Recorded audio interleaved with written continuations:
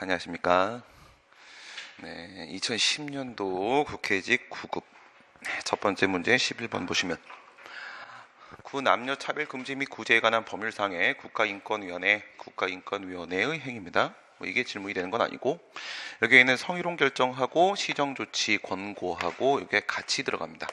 같이 묶여서 들어가서 하나의 행위가 되는 겁니다. 이렇게 되고요.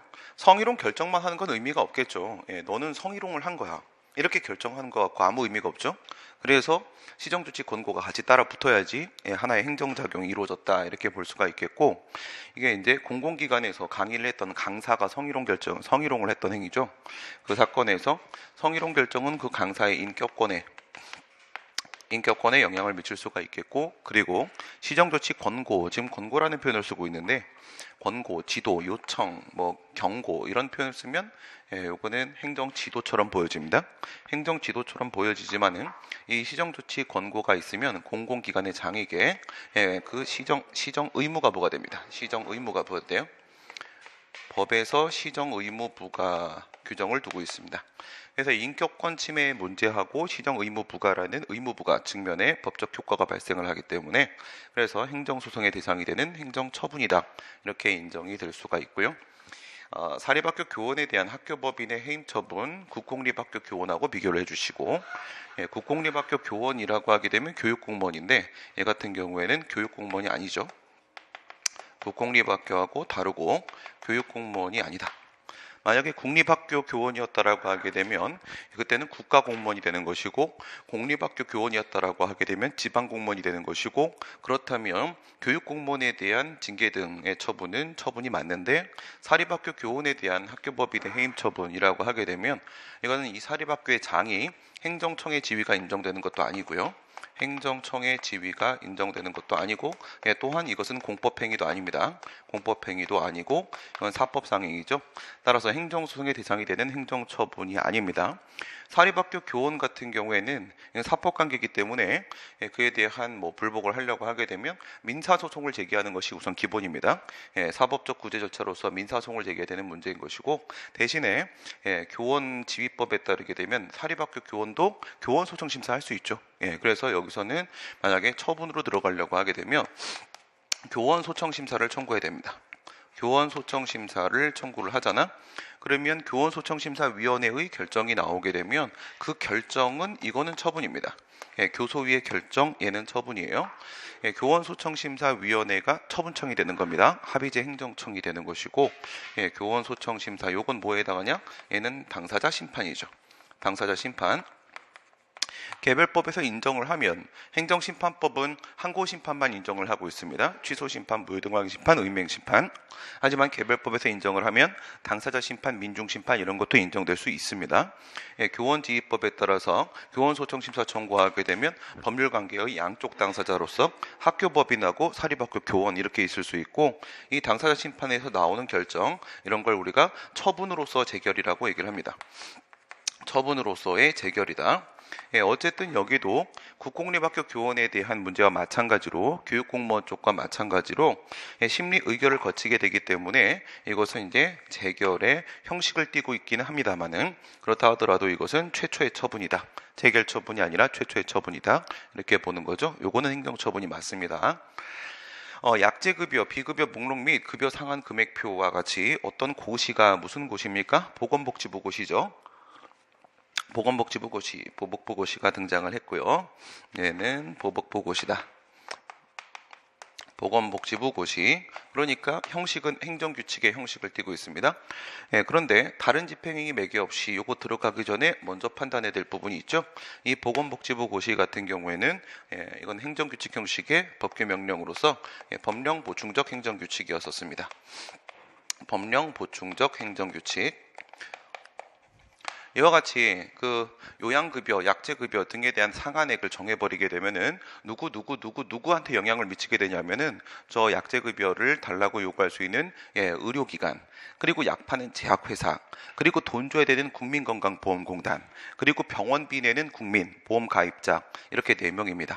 의료기관하고 제약회사, 국민건강보험공단, 그리고 보험가입자로서의 국민의 권리 의무에 영향을 미치는 부분이 있기 때문에 그 내용을 규율을 하고 있으니까 뭡니까?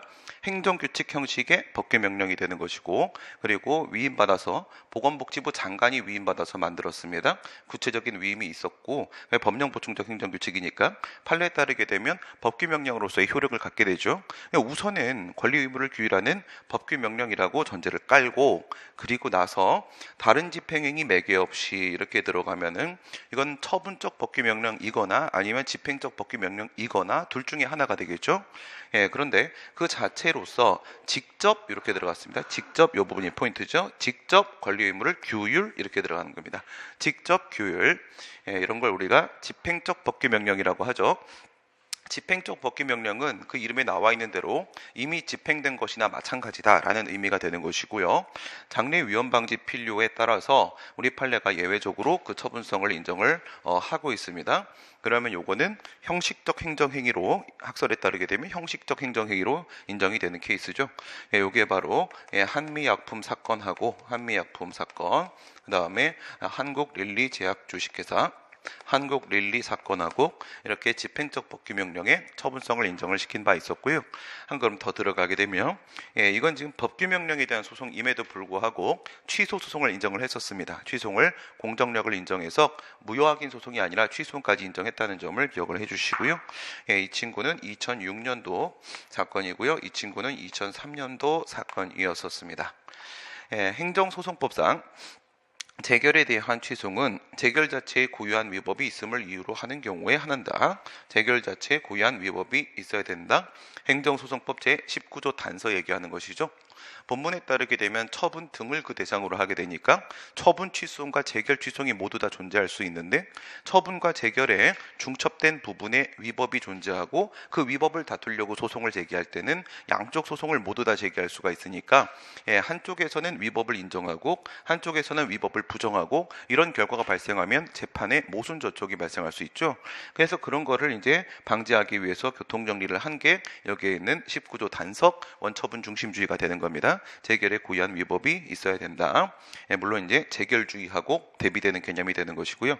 공정거래위원회의 고발 조치나 고발 의견, 고발을 하는 거 하고요. 고발을 하는 거, 그 다음에 고발 의견을 내는 거 하고, 독점 규제 및 공정거래에 관한 법률 제71조에서 위 기관의 고발을 동법률의 소추 요건으로 정하고 있기 때문에 한 곳의 대상이 되는 처분이다? 아니죠.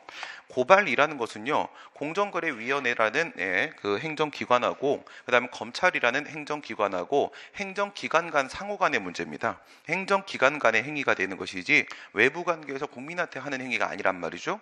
그래서 처분이 아닌 것이고, 그 다음에 고발 의견이라는 것은 그냥 이건 단순히 내부적 결정입니다. 단순히 내부적 결정이고 저거는 행정기관 간의 문제가 되는 것이고, 그렇기 때문에 처분이라고 볼 수가 없는 겁니다. 고발은 처분이 아니다. 공정거래위원회 고발은 처분이 아니다. 이렇게 진행하겠습니다. 행정지도에 관한 설명입니다. 행정지도, 도서의 공이죠. 도서의 공. 도서관에 공이 왔다 갔다 하는 거예요. 도서의 공. 이거 어저께도 나왔던 얘기 아닌가요? 행정절차법 제48조가 있고 49조가 있고 50조가 있고 51조가 있고 이렇게 있다고 했죠. 그래서 도서의 공 이렇게 들어가게 되면 도서, 그 다음에 의, 공 이렇게 들어가시면 되겠고요. 행정지도, 도 같은 경우에는 48조 1항하고 2항 이렇게 잡으시고, 앞부분에 비례성 원칙, 비례 원칙에 대한 규정을 두고 있습니다. 행정지도이지만 최소 침해의 범위 내에서만 해야 된다 이렇게 돼 있고, 그 다음에 강제해서는 안 된다. 임의성 원칙에 대한 규정을 두고 있고, 이 임의성 원칙 이 부분에서 여기서 우리가 행정지도는 구속력이 없다, 비권력적 사실행위다 이렇게 끌어냈었죠. 이렇게 끌어내고, 그 다음에 2항에 보게 되면은 임의성 원칙에서 끌려 내려와 가지고 이렇게 내려오게 되면 행정지도를 따르지 않았다고 해서 불이익 조치해서는 안 된다. 불이익 조치 금지 원칙에 대한 규정 두고 있고, 그 다음에 서 부분에서는요 서면 교부 요청권에 대한 규정을 두고 있습니다. 그 다음 의는요 의견 제출할 수 있다. 행정지도지만 그래도 의견 제출도 할 수가 있고요. 그 다음에 여러 사람한테 할 때는 공표하라 이렇게 되어 있습니다. 공표하라, 한 방에 공표를 해주라. 해주라 이렇게 되어 있습니다. 행정지도는 1번 비권력적 사실행위다. 맞는 얘기고, 행정지도는 목적 달성에 필요 최소한에 그쳐야 된다. 필요원칙, 필요 최소한. 판례에 의하게 되면 행정지도는 항고송의 대상이 아니다. 그렇죠? 원칙적으로 사실행위는 순수한 의미의 사실행위죠. 예외적 상황 아니면 원칙적으로는 처분이 아니겠고, 행정절차법에서 행정지도는 반드시 서면으로 하라. 이 부분은 여기를 봐야 되겠죠. 서면교부 요청권, 서면교부를 해달라고 요청을 한다라는 뜻은 이것을 말로 구두로 할 수도 있다라는 전제가 깔리고 있는 것이죠. 구두로 할 수 있으니까 서면 달라라고 얘기한다는 말이 나오는 거고, 행정지도에는 법률 우위 원칙이 적용된다. 법률 유보 원칙과 달리 법률 우위 원칙은 모든 행정작용에 적용되는 것이기 때문에 행정지도도 예외가 될 수가 없겠습니다. 13번. 재산권에 대한 손실보상에 관한 설명 중에 옳지 않은 것은, 보상액의 산정은 지금 훅 하고 들어왔는데 문제가 좀 이상하죠. 이게 토지보상법 얘기라고 좀 말을 해줬어야 되는데, 그래서 공익사업을 위한 토지 등의 취득 및 보상에 관한 법률에 대한 문제로 여러분들이 보시고요. 하게 되면 공용 수용 절차 생각을 해보세요. 땅을 어떻게 뺏게 되는 것인가? 공용 수용 절차. 토지보상법 제 20조에 따라서 우선 사업 인정을 하게 되죠. 사업 인정은요, 그것이 공익사업이라는 것을 인정을 하게 되는 것이고, 이걸 인정을 받게 되면 사업 시행자는 공용 수용권을 가질 수가 있습니다. 권리 능력을 인정받게 되니까 특허가 되는 것이고, 그 지역에 있는 토지 소유자들 같은 경우에는 더 이상 공작물 등을 설치하지 말고 토지를 있는 그대로 보존해야 되는 토지 보존 의무에 부과를 받게 됩니다. 처분이고, 그 다음에 토지조서 물건조서 작성, 조서 작성, 토지보상법 제26조에 따라서 이후에 향후 분쟁이 발생했을 때 분쟁 해결의 기준으로 삼기 위해서 조서를 작성을 하도록 되어 있습니다. 토지의 면적이라거나 상태 등을 다 사진 찍고 그리고 날인을 합니다. 그 다음에 협의 취득 단계를 거치죠. 얘도 역시 26조가 되는 겁니다. 매수 협의. 우선 기본적으로는 사업 시행자하고 토지 소유자 사이에 있어서 먼저는 이제 협의를 거쳐야 되는 거예요. 사법상 계약이라고 판례는 보고 있고요. 그 다음 이게 불성립하게 되면 그 다음에 토지 수용 재결, 수용 재결 이렇게 들어가게 되죠. 4단계의 공용 수용 절차 얘기합니다. 그러니까 여기서 수용이 될 수도 있고 여기서 이제 토지 소유권이 넘어갈 수도 있는 겁니다. 여기서 끝날 수도 있는 거고요. 계약을 통해서 끝날 수도 있고, 안 되면 토지수용위원회를 찾아가는 겁니다. 토지수용위원회한테 수용재개를 신청을 할 수 있는 건 오직 사업시행자만 가능하다. 토지 소유자는 무엇을 해야 됩니까? 사업시행자한테 수용재개 신청 청구를 해야 되는 겁니다. 신청 청구를 해야 되는 겁니다. 그랬을 때 보상액의 산정은 협의에 의한 경우, 여기에는 협의, 여기서 이루어졌을 때 매수협의 이래 됐을 때 협의 성립 당시의 가격을 기준으로 하게 되겠죠. 당연히 협의가 성립됐으면 그때 가격 기준으로 해서 그래서 보상금을 산정하는 게 맞는 거고, 재결에 의한 경우에는 수용 사용의 재결 당시 요 재결 이렇게 됐을 때는 요 때를 기준으로 하는 게 맞는 거고, 당연히 그 시점에 가격을 기준으로 봐야 되겠고요. 보상액의 산정에 있어서 당해 공익사업으로 인하여 토지 등의 가격 변동이 있는 때, 즉 개발이익이 발생한 때에는 이를 고려하여 산정해야 된다. 개발이익은 어디서부터 발생하겠어요? 여기서부터 발생하게 될 겁니다. 여기서부터 이제 토지 가격이 상승하기 시작하겠죠. 여기 개발 사업한다라고 했으니까. 그러면 여기서부터 이렇게 발생하게 되는 이 개발이익, 땅값이 바뀐 부분은 이 지가 상승분 같은 경우에는 보상금 안에 포함되는 게 아니라고 했습니다. 이건 누구 거가 아니고 누구 거예요. 이 개발이익은 사업 시행자 거라고 했습니다. 사업 시행자가 먹는 것이지 토지 소유자한테 주는 부분이 아니라고 했죠.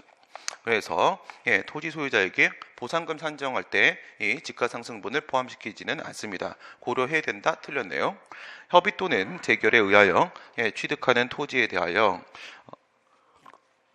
부동산 가격 공시 및 감정평가에 관한 법률에 의한 공시지가를 기준으로 한다. 이렇게 공시지가라고만 말을 하잖아요.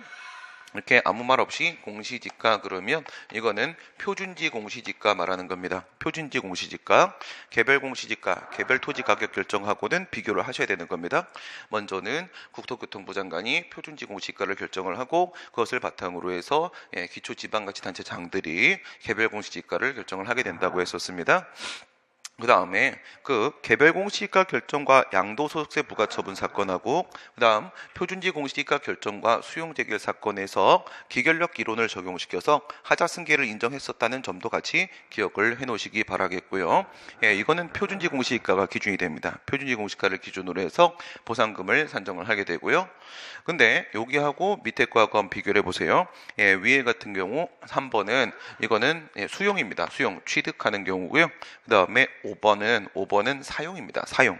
사용입니다. 수용, 사용에서 위에는 수용, 밑에는 사용이에요. 사용. 이 사용할 때는 기준시가를 기준으로 가는 것이 아니라 공시지가를 기준으로 가는 것이 아니라 토지에 대한 이런 때 보상은 인근 유사 토지의 땅값, 지료하고 임대료, 사용방법, 사용기간 등을 참작해서 적정 가격으로 하게 되는 겁니다. 취득하고 사용하고 비교를 해주시고요. 그 다음에 4번 같은 경우에는 너무 당연한 얘기입니다. 현실적인 이용 상황과 일반적 이용 방법에 고려를 해야 된다라는 얘기에서 이건 그냥 좋은 말이고요.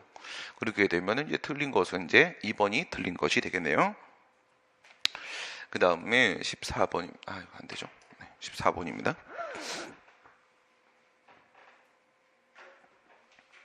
행정의 실효성 확보 수단,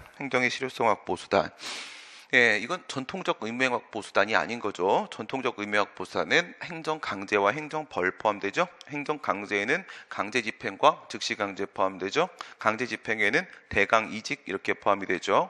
예, 대집행하고 강제 징수하고 이행 강제금하고 직접 강제 이렇게 포함되죠. 행정 벌에는 행정 형벌, 행정 질서벌 포함되죠. 거기 없잖아요. 그렇죠? 예, 위반 사실 공표, 명단 공표라고도 하죠. 이런 거는 이제 뭐 가산금, 가산세, 뭐 명단 공표, 그다음에 과징금 뭐 이런 것들은 전통적 의무이행 확보 수단이 아니고 새로운 의무이행 확보 수단이 된다라고 했고요. 새로운 의무이행 확보 수단들 같은 경우에는 행정 강제와 행정 벌을 제외한 나머지 것들의 경우에는 전부 다 간접적 강제 수단으로서 제재력의 행사 문제라고 했었습니다. 위반 사실 공표도 역시 제재력 행사가 되는 겁니다. 예, 심리적 압박을 주는 거죠. 예, 그 사람의 수치심에 호소를 해서 의무를 이행하도록 하는 겁니다. 예, 위반 사실 공표에 관한 현행 법률상의 규정으로는 공직자윤리법, 식품위생법 등을 들 수 있다. 이건 틀릴 수가 없는 거예요. 그렇죠? 몇 조를 외우는 게 아니기 때문에 저렇게 나오면 그냥 우선 맞는 말인 겁니다. 알겠죠? 몇 조 이렇게 나오면 위반 사실 공표가 위법한 경우에는 상대방은 결과제거 청구권의 한 내용으로서 그렇죠? 이 결과제거 청구권이라는 것은 공법상 결과제거 청구권 이건 현재 이론적으로 논의가 되고 있는 부분인 거지 이게 뭐 결과제거 청구권에 관한 법이 있는 것도 아니고 그렇기 때문에 사법 규정을 적용시켜서 해결할 수밖에는 없습니다. 우리가 이론적으로 얘기할 때는 첫 번째 것이 공행정작용이다 이렇게 들어가고 공법행위고요. 공행정작용. 그다음 두 번째 위법한 결과 상태가 현재도 계속되고 있어야 됩니다. 위법한 결과 상태가 계속되고 있는 상황인 거고 그 다음 얘도 역시 권리니까 법률상 이익이 침해가 됐었어야 되고 법률상 이익이 침해가 되고 그다음 네 번째 그 결과를 제거할 수 있는 결과 제거의 사실상의 가능성과 그 다음에 법적인 허용성과 그 다음에 행정 주체에 대한 기대 가능성이 인정이 되면 이론적으로는 결과제거 청구권이 인정될 수 있다라고 말을 합니다. 하지만 결과제거 청구 소송이라는 것은 현재는 없습니다. 이건 이론적 논의가 되는 거고요. 이럴 때는 민법 764조 이거는 우리가 알고 있는 일반법 원리적 규정입니다. 일반법 원리적 규정에는 일반법 원칙적 규정하고 법 기술적 규정이 포함이 되며 일반법 원리적 규정은 권력적 비권력적 공법관계에 모두 적용이 될 수가 있습니다. 모두 유추 적용하는 거죠. 유추 적용 가능합니다. 이 일반법 원리적 규정으로서 764조는 적정한 처분을 구할 수 있다 이거예요. 그래서 이 적정한 처분이라는 게 단순한 사법 관계에서도 마찬가지고 이 사법 규정을 공법 관계에 적용시킬 때도 마찬가지인 거고요. 이제 대표적인 게 이제 조선일보가 항상 오보를 내고 나서 우리가 적정한 처분을 구하고 소송을 제기하면 그럴 땐 사죄 광고는 하지 않습니다. 우리 법원은 사죄 광고까지는 인정을 안 하고요. 정정 공고까지만 인정을 합니다. 적당한 처분의 내용은 뭐라고? 정정 공고입니다. 사죄 광고가 아닌 것이고요. 위반 사실의 공표는 비례 원칙과 부당결부 금지 원칙 등의 행정법의 일반 원칙을 준수해야 되는 것이다. 위반 사실 공표는 다수설에 따르게 되면은 저것은 비권력적 사실행위가 됩니다. 비권력적 사실행위. 다시 말해 위반 사실 성매매를 했다 이렇게 위반 사실 공표를 합니다. 그 다음에 고액 세금 체납자다 이렇게 위반 사실 공표를 하게 됩니다. 했을 때 그것을 참아야 되는 수인 의무가 부과되는 것은 아닙니다. 어떤 법적 효과를 동반하는 건 아니기 때문에 비권력적 사실행위라고 봅니다. 행정지도와 마찬가지로 아무리 비권력적 사실행위라고 할지라도 법률 우위 원칙으로부터 자유로울 수는 없는 것이고요. 그래서 행정법의 일반 원칙은 준수가 돼야 되는 겁니다.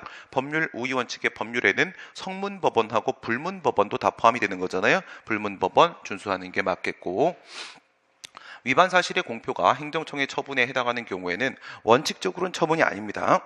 비권력적 사실행위이기 때문에. 하지만 예외적으로 형식적 행정행위죠. 학설에 따르게 되면 그 처분성이 인정이 되면 취소 심판 취소송 당연히 제기할 수가 있겠죠. 인정이 된다는 전제를 깔아놓은 것이고요. 그다음 여기서 협의의 소이익이나 협의의 심판 이익과 같은 권리보호 이익이 인정될 수 있는지를 한번 생각을 해보시기 바랍니다. 여기서 만약에 소송이나 심판을 들어가서 이겨버리게 되면은 기속력에 따라서 뭘 우리가 기대할 수가 있어요? 그 공표를 내려달라고 요구할 수 있잖아요. 내려달라고 요구할 수 있죠.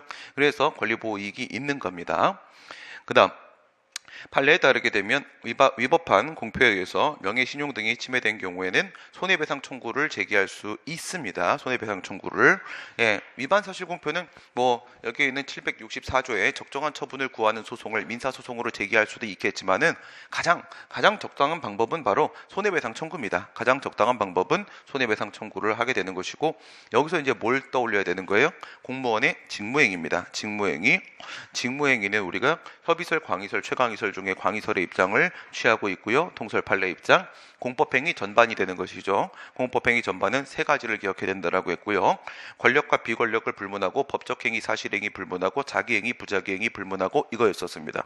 그래서 비권력의 사실행위 이겁니다. 비권력의 사실행위 역시도 위법하게 되면 손해배상 청구, 국가배상 청구가 가능할 수가 있다. 이 얘기죠. 행정소송의 한계입니다. 행정소송의 한계는 사법 본질에 따른 한계와 권력 분립에 따른 한계와 두 가지가 있을 수가 있겠죠. 어느 쪽을 얘기를 하려고 하는 거예요, 지금? 여기 안에는 권력 분립 원칙에 따른 한계 얘기가 있네요. 포함이 되어 있네.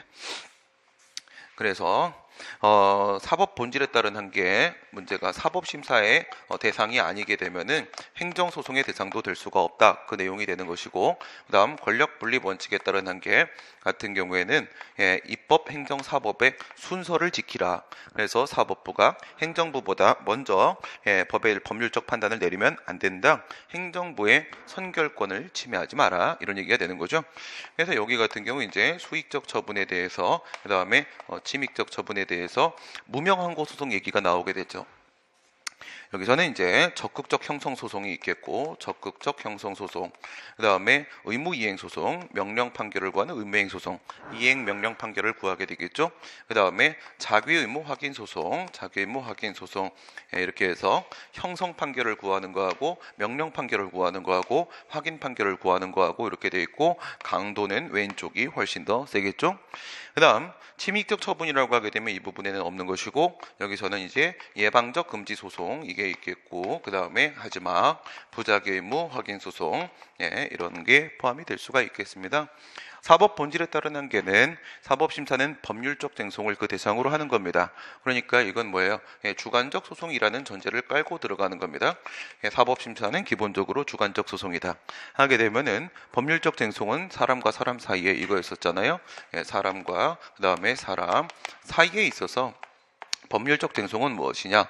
구체적인 권리 의무 관계에 대한 법을 적용해서 해결하는 것이다. 법령 적용 가능성, 법령 적용상의 분쟁을 말한다. 사람과 사람 사이의 구체적인 권리 의무 관계에 대한 법령 적용상의 다툼을 우리가 법률적 쟁송이라고 하잖아요. 이렇게 했을 때 뭐 등장하는지 생각하시면 되죠.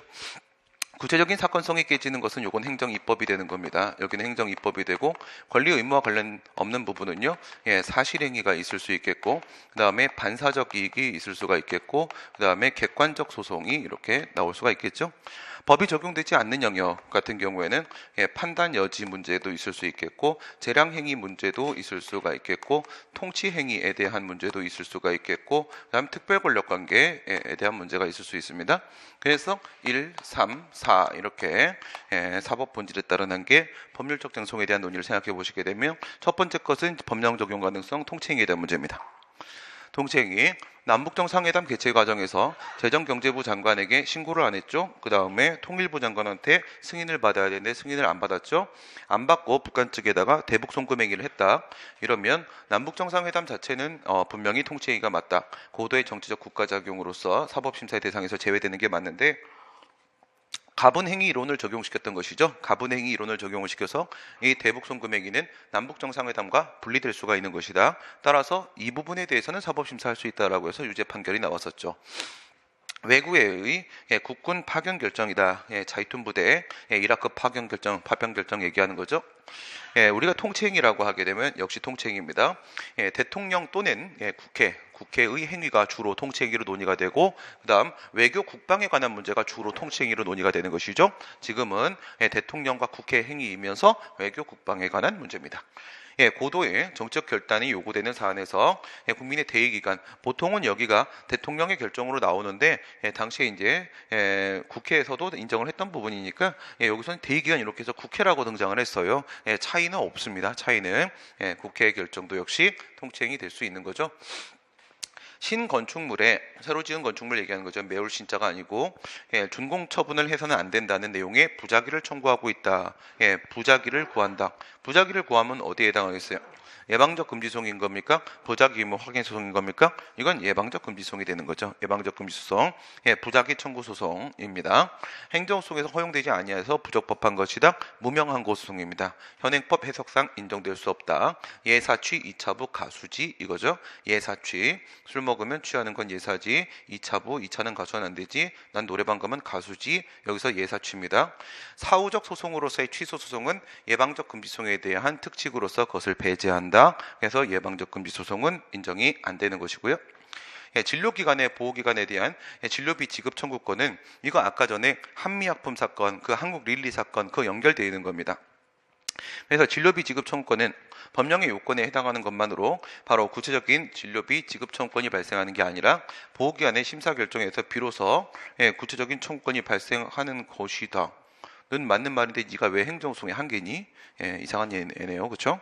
남의 집에 들어와 있는 느낌입니다. 지금 이건 뭐 얘기하는 거예요? 이거는 이렇게 돈 주는 거 있잖아요. 돈 주는 거 예를 들어서 공무원에 대해서 퇴직급여 지급 결정 이런 거 할 때 공무원연금관리공단의 퇴직급여 지급 결정, 그 다음에 민주화운동 관련자 보상금 지급 결정이라거나 아니면 특수임무 수행자 보상금 지급 결정이라거나 아니면 국가유공자 결정, 국가유공자는 보훈급여 지급 결정입니다. 얘는 보훈급여 받는 거니까 보훈급여 지급 결정이라거나 저런 것처럼 진료비 지급 결정이라거나 이런 것들은 다 뭡니까? 대상자 결정입니다. 대상자 결정 해서 다툼이 있는 사실관계에 대해서 공적으로 확인해주는 준법률 행위적 행위로서 확인입니다. 확인. 그러니까 비로소 구체적인 금액에 대한 청구권이 인정이 될 수가 있는 것이고, 요거하고 이렇게 비교를 해보시게 되면 광주민주화운동이죠. 광주민주화운동 보상금 지급 결정 같은 경우에는 이건 처분이 아니죠. 광주민주화운동 광주보상법 같은 경우에는 그 자체가 처분적 법률이었었잖아요. 처분적 법률이니까 이미 권리가 인정되는 거고, 이건 그냥 관념의 통지 확인해주는 의미밖에는 없는 관념의 통지 비교하시면 되겠습니다. 그 얘기가 그대로 나오네. 민주화운동 관련자 명예회복 및 보상 등에 관한 법률상 관련자 등이 제기하는 보상금 등의 지급 신청을 기각하는 결정에 불복을 하려고 한다. 그러면 이게 뭐라고 했어요? 확인이라고 했죠. 준법률의 기준에서 처분입니다. 확인. 그러면 저 기각은 거부처분이죠. 저 기각은 거부처분이고, 거부처분에 대해서 이거는 항고소송을 제기해야 되는 것입니다. 광주민주화운동 그러면 당사자소송을 제기하는 게 맞는 거고, 그 다음에 그냥 민주화운동 이렇게 하면 항고소송, 거부처분에 대한 취소송을 제기하는 게 맞는 겁니다. 16번. 취소 소송의 제소 기간에 대한 기술 중에 옳지 않은 것은 행정심판을 거치지 아니하고 이 문제는 사실 논란의 여지가 좀 있는데 뭐 답은 찾을 수가 있습니다. 바로 취소송을 제기하는 경우에 제소기간은 처분 등이 있음을 안날로부터 90일 이내에 제기를 해야 되는 것이다. 뭐 모를 얘기죠. 모르는 얘기입니다. 지금 여기서 얘기하는 이 제소기간이 주관적 제소기간인지 객관적 제소기간인지에 대한 언급이 없잖아요. 그죠? 그럴 땐 우선은 주관적 제소기간으로 생각을 하시기 바랍니다. 그러니까 안날에 90일 얘기하는 거죠. 주관적 제소기간 이렇게 보시게 되면은 행정심판 안 거쳤잖아요. 행정심판 재결 안 거쳤으니까 그냥 처분 등이 있음을 안날 이렇게 안 하고 처분이 있음을 안날이라고 하는 게 정확한 표현이에요. 그래서 뭐지? 없는데 웬 등? 이렇게 해서 틀리게 낼 수도 있기 때문에 우선 세모치고 생각을 해본다 이거야. 세모치고. 맞을 수도 있는 겁니다. 맞을 수도 있는 거죠. 처분 등이 있은 날이라는 것은 당해 처분에 효력이 발생한 날을 말하며 상대방이 있는 처분의 경우에는 상대방에게 도달되어야 되는 것이다. 지금 여기서는요 안날하고 있은 날 얘기하려고 하는 거죠. 행정소송법 제20조 1항, 2항, 3항 이렇게 보시게 되면 1항에서는 주관적 제소기간, 2항에서는 객관적 제소기간 이렇게 해서 여기서 안날에 90일 이렇게 돼 있죠. 그다음 여기에는 있은 날, 처분 등이 있은 날 해가지고 1년 한 다음에 플러스 알파 정당한 사유가 있으면 연장될 수 있다. 그다음 사망에서 불변기간이다 이렇게 규정을 두고 있죠. 불변기간이다. 불변기간은 위에 있는 90일 요거를 말하는 거죠. 얘가 불변기간이다 이렇게 치고 들어갔습니다. 그리고 나서 여기서 안날은 과연 무엇이냐 하게 되면 안날은 현실적으로 안날이죠. 현실적으로 안날, 알 수 있는 상태에 놓여진 때를 말하는 것입니다. 그 다음 여기서 있은 날은 무엇이냐 하게 되면 처분의 효력이 발생한 날, 효력 발생일이 되는 겁니다. 효력 발생일이 된다. 그러니까 지금 있은 날 얘기를 하고 있죠. 있은 날이라는 것은 효력 발생한 날을 말하는 것이다. 우선 맞는 말이고요.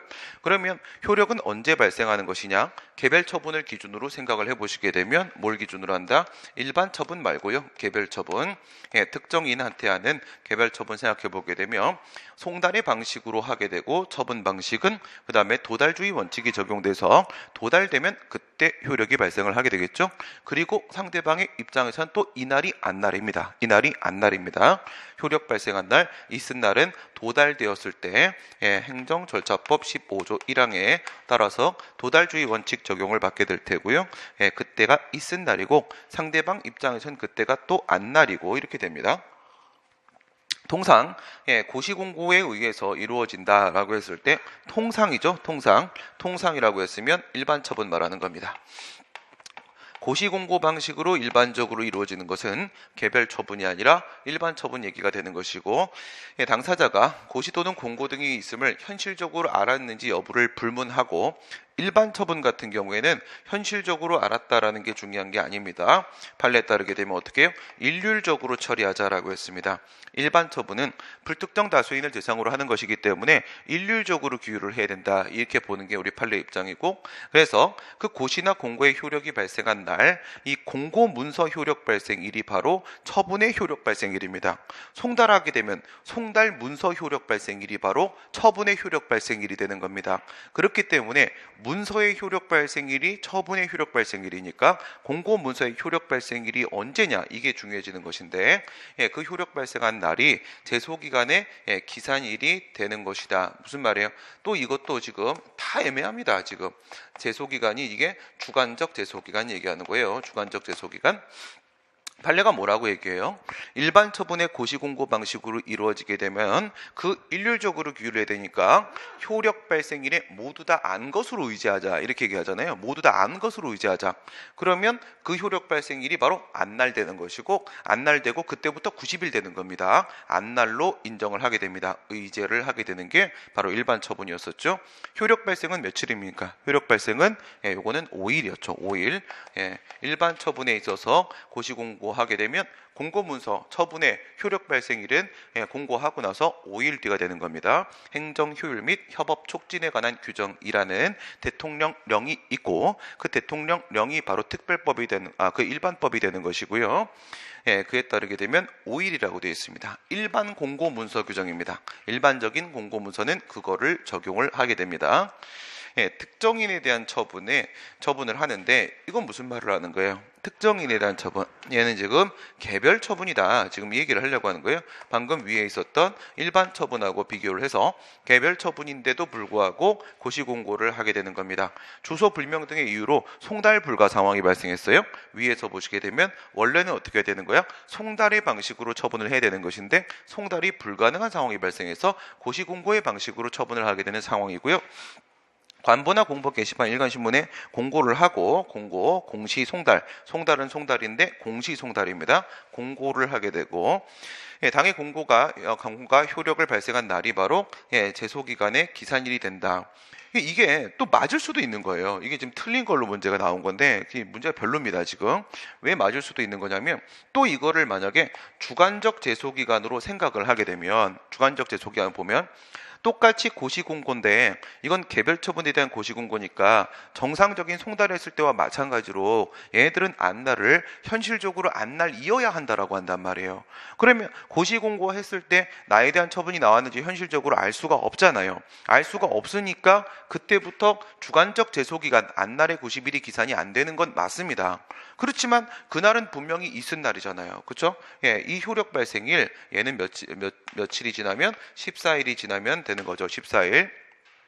그래서 우리 행정조차법 15조 3항에 따르게 되면 14일이 지나면 효력이 발생한 거 우선 맞고요. 저 때가 있은 날이란 말이에요. 공고문서 효력 발생일이 처분 효력 발생일이니까 저 때가 있은 날이니까 객관적 제소기간으로 보면 그러면 여기서부터 기산되는 게 맞아요. 이제 문제에서 주관적 제소기간이라는 전제를 안 깔았단 말이에요. 안 깔았기 때문에 맞는 지문일 수도 있는 건데 이걸 틀리다고 말을 하고 싶어 하시는 겁니다. 지금 그냥 그러려니 하시고 이딴 문제 나오면 이건 어쩔 수 없습니다. 제일 틀려먹은 걸 어쨌든 찾아낼 수밖에 없고 행정절차법은 행정청이 처분을 하는 때에 당사자에게 제소기간을 알려야 한다라고 규정을 하고 있다. 행정절차법 몇 조를 말하는 거예요? 26조를 말하는 거죠. 26조에 고지제도에 대한 얘기를 하려고 하는 겁니다. 알리지 않았거나 불고지, 알렸는데 잘못 알렸다, 오고지에 대한 아무런 규정이 없다. 그래서 불고지, 오고지, 고지 의무 위반했을 때 그에 따른 불이익 방지 규정이 없습니다. 불이익 방지 규정이 오고지의 효과, 불고지의 효과에 대한 규정이 없다. 어떤 식으로 되는 겁니까? 우리가 고지라고 하게 되면 고지라는 것은 불복 방법을 고지하는 거기 때문에 학문상으로는 불복고지라고 부르죠. 고지제도입니다. 그러면 이 고지제도는 분명히 이건 처분 절차예요. 얘는 처분 절차에 해당을 합니다. 절차 요건입니다. 다만 뭐는 아니야. 절차 요건은 맞지만 이게 적법 요건은 아니기 때문에 그래서 고지를 하지 않거나 잘못 고지했다고 해서 절차상 하자가 발생하는 것은 아니라고 했습니다. 절차 요건은 맞는데 처분 요건은 아니다. 이걸 조심을 하시고 이 불복 방법, 불복이라는 것은 행정쟁송을 말하는 거니까 나눠질 수가 있겠죠. 행정심판 심판과 관련돼서 심판을 제기할 수 있는지 가능 여부, 경유 절차, 청구 기간에 대해서 알려주는 심판 고지가 있는가 하면 소송 고지, 불복 방법에는 심판과 소송이 포함되죠. 소송 고지가 이렇게 있을 수가 있단 말이야. 이렇게 했을 때 여기에서 우선은 행정 절차법입니다. 행절법. 처분 절차니까 여기에 나와 있는 게 우선 맞는 거고요. 그 다음에 심판 같은 경우에는요. 심판 같은 경우에는 행정심판법, 행심법. 그 다음에 소송 같은 경우에는 행소법, 행소법. 이렇게 갈까? 얘를 일반법, 고지에 대한 일반법. 그 다음에 얘를 특별법. 행정심판법이나 행정소송법에 고지에 대한 내용이 있으면 이쪽이 일반법이니까 이쪽이 특별법 되는 거란 말이죠. 이렇게 하면요. 심판고지 같은 경우에는요. 행정심판법 58조의 규정을 두고 있습니다.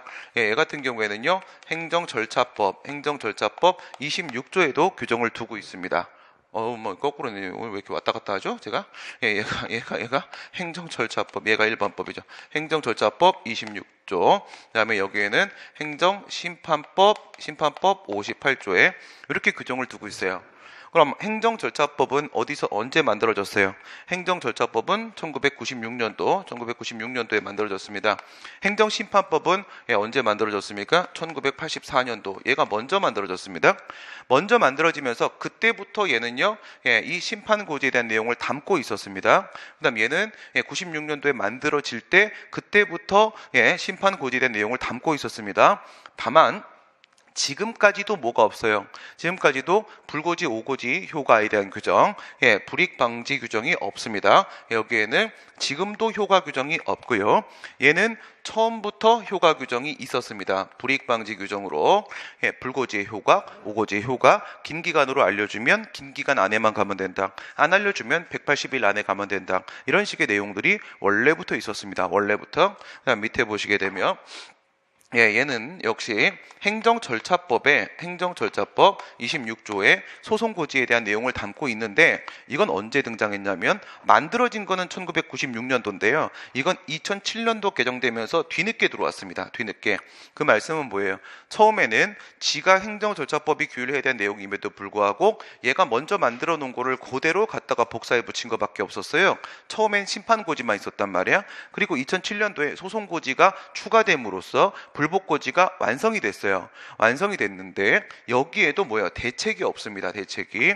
고지 의무를 위반했을 때 대책 효과 규정이 없고요. 그 다음 여기에는요. 행정소송법에는 그러면 여기에는 효과 규정이 있으니까 특별법을 적용시킬 거니까 이걸 적용을 안 시킬 거니까 이걸로 그냥 다 해결 볼 수가 있단 말이야. 그런데 행정소송법에는 고지에 관한 내용이 없습니다. 고지에 관한 내용이 없어. 그러면 일반법 꼴랑 이것만 적용을 시켜야 되는데 꼴랑에는 효과가 내용이 없어요. 불이익 방지 규정이. 그래서 소송과 관련된 내용은 행정청이 뻥쳐도 어쩔 수 없습니다. 뻥치면 당했다. 이렇게 생각해야 되는 겁니다. 대책이 마련되어 있지 않다. 그런 얘기입니다. 다음 문제. 네, 다음 설명 중에 옳은 것은 신뢰보호 원칙의 근거는 법의 일반 원칙으로서의 신의성실 원칙에서 구하는 것이 오늘날의 다수설이다. 이거는 어제날의 다수설도 아니고 그제날의 다수설도 아닙니다. 지금은 어디서 구합니까? 물론 신뢰보호 원칙의 이론적 근거를 신의칙설하고 법적 안정성설하고 두 개 대립이 있습니다. 헌법상 법적 안정성의 원리로부터 신뢰보호를 구하려고 하는 경우가 있고 그 다음 민법의 신의성실 원칙에서부터 도출된 거라고 보는 견해가 있습니다. 차이가 뭐겠습니까? 헌법상 법적 안정성 원리로부터 도출하면 신뢰보호 원칙은 헌법상 효력을 갖게 됩니다. 헌법적 효력을. 그 다음 민법 2조의 신의성실 원칙으로부터 도출을 해버리게 되면 법률적 효력밖에는 못 갖게 되는 겁니다. 그런 차이가 발생할 수 있겠죠. 그런데 헌법재판소는 법적 안정성설의 입장을 처음부터 취했고 대법원은요 신의성실 원칙, 신의칙설의 입장을 취하다가 지금은 법적 안정성설로 돌아섰습니다. 그러면 다 법적 안정성설이에요. 그리고 다수설도 그렇고요. 그 다음 질서 위반 행위에 대해서 과태료를 부과하기 위해서는 반드시 행위자의 고의과실이 필요하다. 과거에는 그렇지 않았는데 지금은 질서위반 행위규제법 제7조에서 책임주의 원칙을 규정을 함으로써 고의과실이 있을 때만 과태료를 부과하도록 하고 있습니다. 법률유보원칙, 적극적 법률적합성 원칙, 법률유보원칙에 대해서 중요사항 유보설, 본질성설이라고도 하죠. 법률유보의 범위를 중요사항에 한정을 함으로써 침해유보설과 비교했을 때 법률유보의 범위가 확장된 것이라고 보기가 어렵다. 침해유보설은 침익적 작용에 대해서만 법의 근거가 있어야 된다라고 보는 것인데 이 중요사항 유보설은 침익적 행정작용으로 국한시키는 것이 아니기 때문에 침해유보설과 굳이 비교한다면 넓어질 수 있습니다. 굳이 비교한다면 넓어질 가능성이 있죠. 판례에 의하면 행정조달계약입니다. 행정계약이라는 게 있죠. 행정주체가 체결하는 행정계약이라는 게 있습니다. 행정주체끼리도 계약 맺을 수 있고 그 다음에 행정주체와 사인 간에도 맺을 수 있고 사인이면 공무수탁 사인의 경우에는 사인 간에도 맺을 수가 있는데 어쨌든 좋습니다. 이 행정계약에는 무엇과 무엇이 포함되는 거다? 여기에는 공법상 계약하고 그 다음에 사법상 계약, 사법상 계약하고 이렇게 두 개가 포함이 될 수가 있는데요. 그런데 이 사법상 계약의 대표적인 케이스가 바로 뭐냐면 이게 바로 조달행정하고 그 다음에 영리행정인 거죠. 협의의 국고관계 부분입니다. 인력 조달, 물품 조달 이런 거 얘기하는 거예요. 그러면 보시면 행정계약은 행정계약이야. 행정계약인데 무슨 계약? 조달계약이에요. 그럼 여기 조달 잡죠. 조달 잡는데 행정계약 중에 조달행정으로서의 계약 들어갔으니까 사법상 계약 문제가 되는 거예요. 국가 등 행정주체가 계약의 일방 당사자가 된다는 점에서 그 분쟁에 대한 것은 행정법원에 행정소송을 제기하는 게 아니라 사법상 계약이니까 민사법원에 민사소송을 제기해야 되는 것으로 바뀔 수밖에 없겠죠. 판례에 의하게 되면 건축법상 이행강제금, 건축법 제80조 얘기하는 거죠. 80조에 있는 이행강제금의 납부 의무는 상속인 기타 다른 사람에게 승계가 될 수가 있다. 그게 아니죠.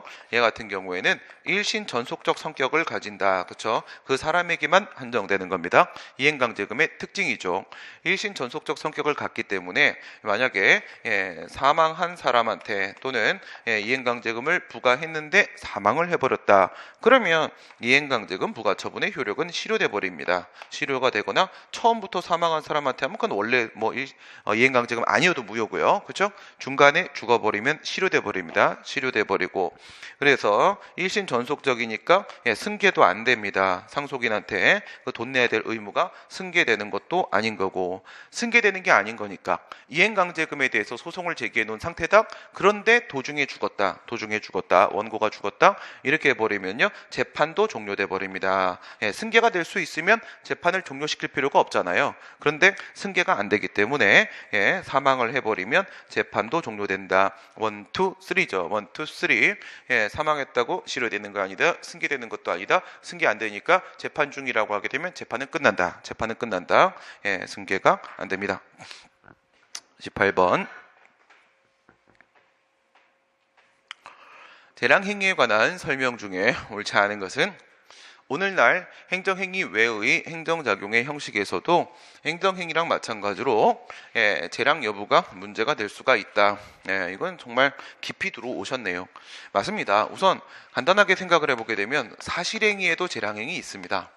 사실행위에도 재량행위 있는데 우리는 일반적으로는 처분에서 기속행위, 재량행위 논의를 하죠. 하지만 사실행위에도 재량행위라는 게 존재할 수가 있고요.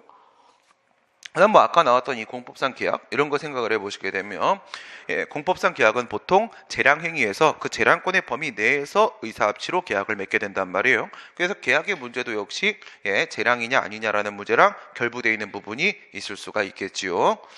판례는 재량행위와 판단 여지를 구분하지 않고 얘네들은 전부 다 뭐라 불러요? 재량행위라고 불러버리죠. 판단 여지가 인정될 수 있는 경우에도 재량권이 인정되는 것으로 본다. 맞는 얘기입니다. 그래서 판례는 판단 여지에서 위법성이 발생하면 뭐라고 얘기해요? 재량의 하자라고 얘기합니다. 그것도 똑같이 판단 여지의 일탈이라고 말하지 않고 재량의 일탈 남용 이렇게 말을 해버립니다. 판단 여지를 아예 재량 처리하고 있죠.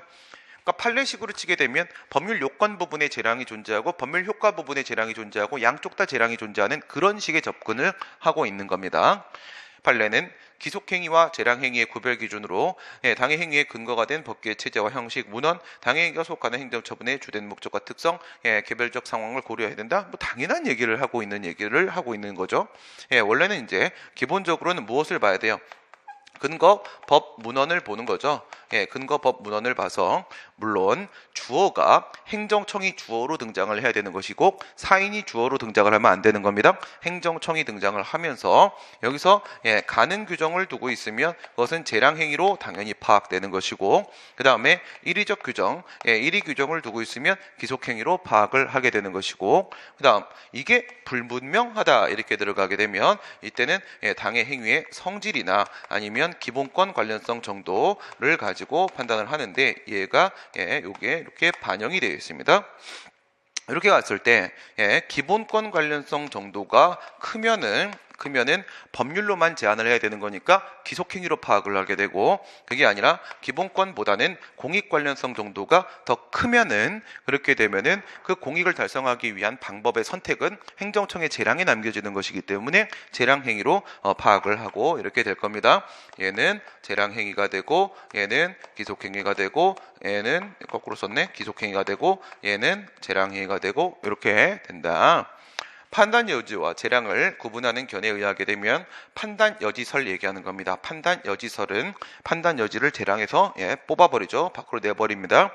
재량은 법률 효과 선택의 문제 대상이 되는 것이고, 판단 여지는 법률 요건 부분에 대한 인식의 문제가 되는 것이다. 재량은 의지의 문제, 판단 여지는 인식의 문제, 이렇게 구별을 하는 거죠. 판단 여지설은 판단 여지라는 걸 따로 인정합니다. 따로 인정을 하게 되고, 법률 요건 쪽에서는 불확정 개념 발생했을 때 판단 여지, 법률 효과 쪽에서는 가능 규정이 있을 때 재량 행위, 이렇게 파악하는 것이고요.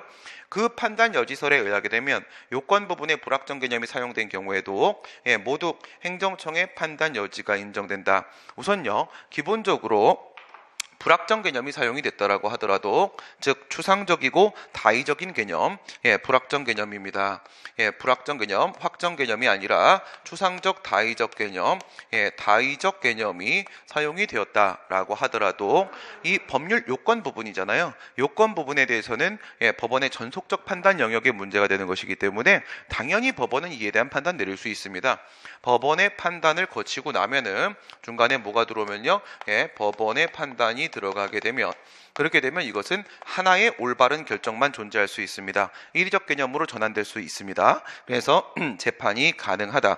다만 뭐예요? 다만 이거는 구체적인 사건, 당의 사건의 범위 내에서 이것을 무엇이라고 해석해야 될 것인지는 이의적 개념으로 바뀔 수가 있는 건데, 이게 불가능할 때, 요게 깨질 때, 그럴 때 우리가 판단 여지가 인정된다. 법원이 하나의 개념으로 만들어주지를 못할 때입니다. 법원의 판단을 거쳤는데도 불구하고 여전히 다의적 개념으로 남을 때, 그럴 때 우리가 판단 여지가 인정된다 얘기하는데, 여기에 들어오는 게 바로 뭐냐면 형례갑이죠. 형례갑이. 심형례는 비판의 여지가 없습니다. 이유는 심시기 때문에 그렇죠. 형례가 비판의 여지가 있냐? 판단 여지. 형은 형성 정책적 영역, 레는요 미래 예측적 영역, 가는요 가치 평가적 영역, 비는요 비대체적 영역, 이렇게 해서 형례갑이 이런 구체적인 특수 상황이 발생해야지 판단 여지가 인정되는 거지, 불확정 개념이 사용됐다라고 해서 바로 판단 여지가 인정되는 것은 아닙니다. 법원의 판단이 우선은 가능하다. 19번입니다. 우리나라의 행정절차법에 관한 설명으로 옳지 않은 것은, 행정청이 행하는 공권력 행사의 절차를 정함으로써 행정의 신속성을 도모하고자 행정절차법을 제정을 했다. 행정절차법은 1996년도에 만들어졌다라고 했는데, 절차를 발부하는데 어떻게 빨리 합니까? 그렇죠? 절차를 밟으면 당연히 지체될 수밖에 없습니다. 더뎌질 수밖에 없겠죠. 절차를 발부라고 했으니까 뭐 이거는 투명성을 우리가 기할 수는 있겠죠. 도모할 수 있겠죠. 그 다음에 우리가 직접 참여를 하니까 민주성을 우리가 기해 볼 수도 있겠죠. 그 다음에 우리가 그것을 신뢰할 수 있겠죠. 신뢰성을 뭐 기할 수도 있겠죠. 뭐 그리고 공정성을 기할 수도 있겠죠. 뭐 이런 것들은 인정될 수 있겠지. 하지만 신속성은 결코 아닙니다. 행정절차법은 다른 법률에 규정을 하고 있지 않는 한 행정청에 관한 처분 절차의 일반적 기준이 되는 것이다. 우선 행정절차법 자체가 행정절차에 관한 일반적 규율을 하는 일반 법이죠. 그리고 나서 신입처지가 되는 것이고, 신입처지에 신입생은 행정절차법에 적용을 받는 처지에 그래서 신고, 입법예고, 처분절차, 행정지도, 행정예고 이렇게 들어가며 처분절차 포함되어 있죠. 이런 내용들에 대한 일반법입니다. 그러면 처분절차 부분에서도 일반법이 되는 것은 당연하겠고요. 행정절차법에는 사전적 권리구제로서의 기능을 갖는다. 행정구제제도, 행정구제제도, 구제받는 방법 이렇게 들어가게 되면은 사전적 구제제도가 있고 사후적 구제제도가 있고 이렇게 있죠. 사전적 구제제도가 이 부분이 바로 행정절차제도입니다. 여기가 행정절차제도가 된다. 행정절차제도가 여기에 포함되는 거고, 여기에서 이제 행정쟁송으로 행정심판과 행정소송, 1차적 권리구제수단, 그리고 2차적 권리구제수단으로 손해전보제도, 손해배상과 손실보상 이렇게 포함되는 거죠. 행정절차제도는 사전적 권리구제제도입니다. 행정절차법에는 처분에 관한 절차적 규정 외에 실체법 규정도 일부 포함이 되어 있다. 그렇다. 행정절차법 제4조, 4조 1항, 4조 2항, 4조 1항에는 신의 성실의 원칙에, 그다음 4조 2항에는 신뢰보호 원칙에 근거를 두고 있죠. 이거는 자기구속 원칙의 근거라고도 말하고, 그다음 행정선례법의 근거라고 나와도 맞는 말입니다. 행정절차법은 행정청 간의 협조 의무와 행정청 상호 간의 행정응원에 대해서 규정을 하고 있다. 이건 당연한 얘기를 하고 있는 거기 때문에 논점이 안 걸립니다. 그 다음 20번입니다. 마지막 문제. 행정의 실효성 확보상 또 등장했네. 행정법상 의무를 이행하지 아니한 때에 일정한 금전급부 의무를 부과한다는 사실을 의무자에게 미리 고지함으로써 심리적 압박을 가하여 의무 이행을 강제하는 수단. 이번에도 이번에 이행강제금이네. 이행강제금 얘는 뭐예요? 행정 강제 중에 강제집행 중에서 간접적 강제수단, 강제집행 중에서 유일한 간접적 강제수단으로서 금전을 무기화해 심리적 압박을 가하는 이행강제금, 이행할 때까지 강제하기 위해서 돈을 매기는 것이죠. 이행강제금이 되는 것입니다. 얘는 반복부과가 가능하죠. 반복부과가.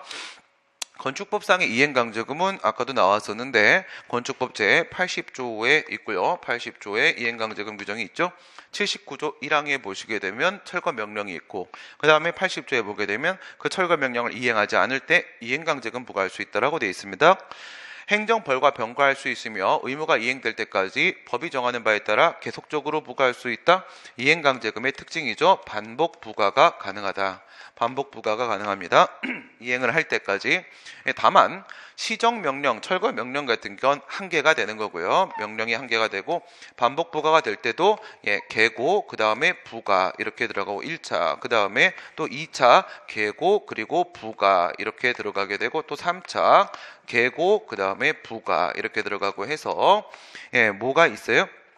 계고는 무조건 따라 붙어야 되는 겁니다. 부가 처분을 하기 전에 반복 부가를 이렇게 하는데, 반복 부가를 1차, 2차, 3차 이렇게 하는데, 계고는 1차 계고, 2차 계고, 3차 계고 무조건 같이 따라 붙어야 되는 거고, 법이 정하는 바에 따라라고 하는 것은 법에서 1년에 몇 번까지 부과할 수 있는지, 그리고 몇 년까지 부과할 수 있는지 그런 내용들이 담기면 그거에 따라서 반복 부과를 하게 되는 겁니다.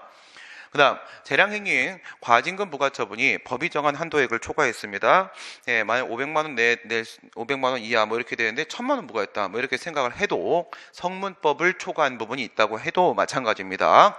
위법한 경우에 법원은 한도액을 초과하는 부분이 아니라 과징금 전부를 취소할 수밖에는 없겠죠. 이건 뭘 얘기하는 거예요?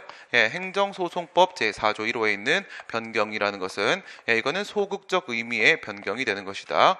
소극적 의미의 변경이 되는 것이기 때문에 우선은 적극적 형성은 안 되고 소극적 형성으로서 일부 취소가 돼야 되는데, 일부 취소도 뭐가 가능해야 된다? 분리와 그리고 and 교집합 특정이 가능해야 된다. 이게 불가능하면 일부 취소도 못하는 거고, 이게 가능하면 인정이 되면 일부 취소를 할 수가 있는 거죠. 했을 때 여기서 분리 특정 이렇게 들어가게 되면요, 과징금은 금전 문제이기 때문에 분리는 충분히 될 수가 있겠습니다. 과세처분과 그 부분에서는 차이가 없는데, 과징금은 재량이기 때문에 이게 안 되죠. 재량이기 때문에 적법 정당한 부분을 특정하고 적법 정당 외 부분을 일부 취소해야 되는 건데, 정당이라는 것을 판단 내릴 수가 없는 입장입니다. 법원은 독점 규제 및 공정거래에 관한 법률상 부당 지원 행위에 대한 과징금의 경우에 행정상 의무 위반에 대한 금전적 제재라는 면에서 벌금과 동일한 성격을 가지기 때문에 과징금입니다. 과징금하고 벌금 얘기를 하고 있습니다. 벌금. 과징금은 새로운 의무화학 부산이고 벌금은 행정형벌이죠. 행정형벌. 동일한 의무 위반 행위에 대해서 과징금을 부과한 경우에 벌금을 병과할 수가 없다. 이중처벌금지 원칙 얘기를 하려고 하는 거죠. 이중처벌금지 원칙에 걸린다. 이 얘기를 하려고 하는 건데 이거는 행정형벌로서 형법 제41조에 있는 사형, 징역, 금고, 자격상실, 자격정지, 뭐 벌금, 뭐 이런 것들에 해당할 때 이중처벌금지 원칙에 걸리는 건데 과징금은 그게 아니기 때문에 같이 가도 이중처벌금지 원칙 위반은 아니죠. 건축법상 이행강제금의 납부 의무를 불이행하는 경우에 지방세 체납의 예에 따라 강제 징수를 한다. 이게 2010년도는 맞았어요. 2010년도에는 맞는 건데 지금은 틀린 겁니다. 지금은 지방세 체납 처분의 예에 따라서 가는 게 아니라 지방세 외 수입금에 대한 규정이 있습니다. 지방세 외 수입금에 대한 징수 등에 관한 법률이라는 게 있어요. 지방세 외입니다. 외 수입금에 대한 징수 등에 관한 법률이라는 게 있는데 그거를 적용을 시켜가지고 강제징수를 하는 겁니다. 지방세 쪽이 아니라 지방세 외 쪽입니다. 외 쪽 법률이 따로 제정이 된 거예요. 지방세 외 수입금에 대한 징수 등에 관한 법률이라는 게 제정이 됐고 지금 법에서는 건축법 제80조에서는 그쪽으로 연결을 시켜놓고 있지 지금은 지방세 쪽으로 연결을 시켜놓고 있지는 않습니다. 여기까지 하도록 하겠습니다. 수고하셨습니다.